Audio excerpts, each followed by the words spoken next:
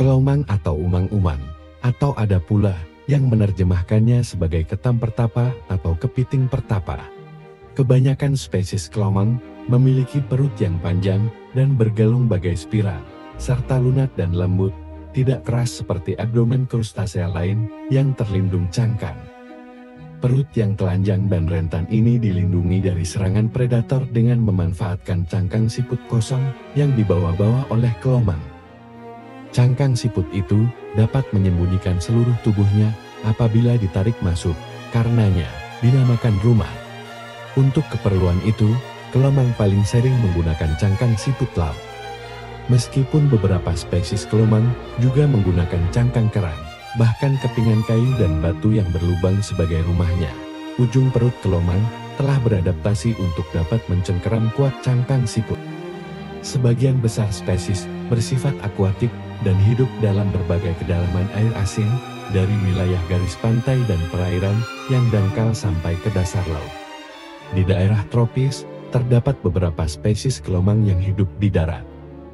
Meskipun begitu, mereka memiliki larva akuatik dan karena itu memerlukan akses ke air untuk bereproduksi. Kebanyakan kelomang aktif di malam hari. Ketika kelomang tumbuh, hewan-hewan ini membutuhkan cangkang yang lebih besar. Karena cangkang siput utuh yang cocok ukurannya tidak begitu mudah ditemukan, persaingan kuat sering terjadi di antara kelomang untuk memperebutkan cangkang. Ketersediaan cangkang kosong di setiap tempat tertentu tergantung pada kelimpahan relatif gastropoda dan umang-umang yang cocok ukurannya. Hal lain yang juga menentukan adalah populasi organisme yang memangsa gastropoda dan meninggalkan cangkang yang utuh. Kelomang yang dipelihara bersama-sama dapat saling berkelahi, atau bahkan membunuh saingannya untuk memperebutkan cangkang yang mereka inginkan.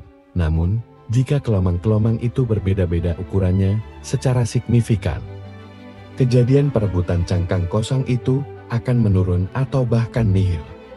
Kelomang dengan cangkang yang terlalu kecil atau sempit tidak dapat bertumbuh secepat mereka yang cangkangnya pas, dan akan lebih tinggi peluangnya untuk dimangsa jika kelomang itu tidak dapat sepenuhnya masuk bersembunyi dalam cangkangnya.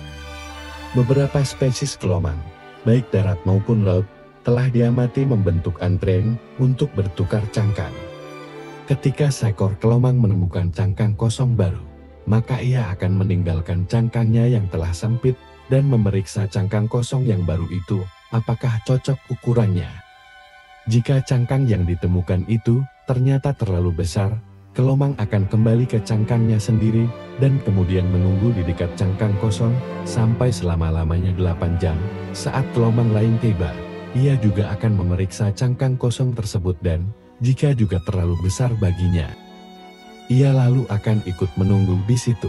Demikian seterusnya, satu persatu kelomang lain berdatangan, dan bila belum ada yang cocok juga, umang-umang ini akan membentuk kelompok, hingga sejumlah 20 individu, kelomang-kelomang ini, lalu berpegangan satu sama lain, dalam antrean.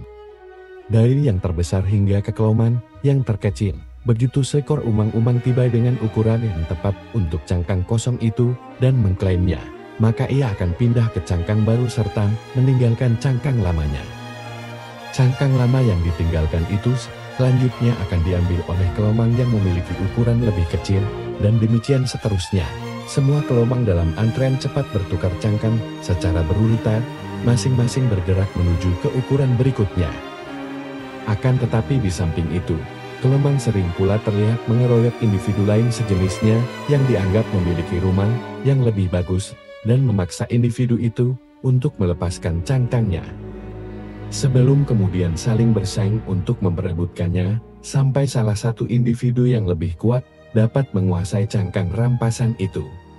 Beberapa spesies kelomang laut yang besar, cangkangnya dilekati oleh satu atau beberapa anemon laut. Keberadaan anemon ini dapat menakut-nakuti predator, sementara anemon laut mendapatkan kemudahan mengkonsumsi sisa-sisa makanan kelomang. Itulah beberapa fakta seputar siklus kehidupan kelomang atau umang-umang. Jika Anda suka dengan video ini, silahkan like, subscribe dan komen. Sampai jumpa di video seputar hewan selanjutnya, dan terima kasih.